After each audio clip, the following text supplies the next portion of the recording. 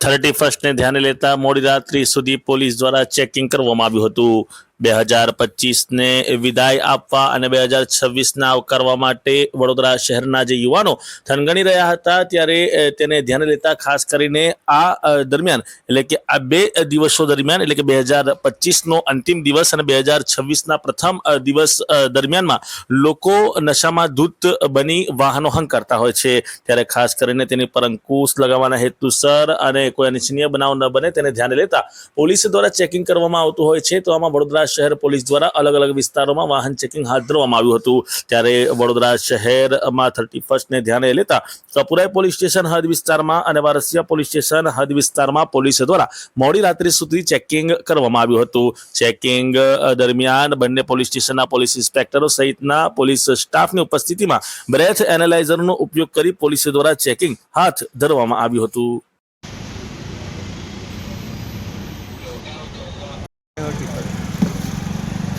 નામ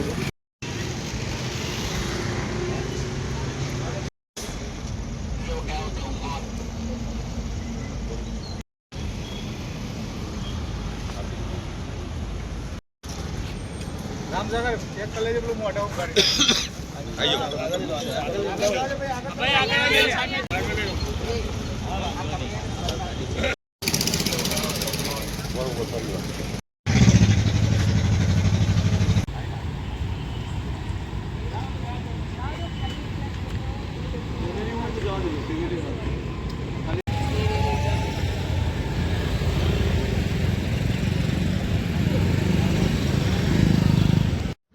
जी आज पेट्रोलिंग 31 દિવસે કરવામાં આવી છે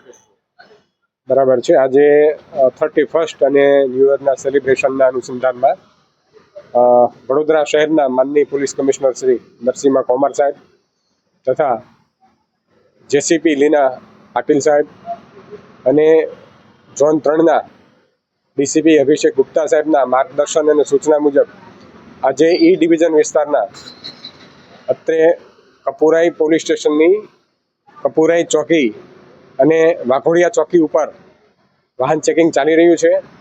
તમામ પોલીસ અધિકારી અને કર્મચારીઓ વાહન ચેકિંગ કરી રહેલ છે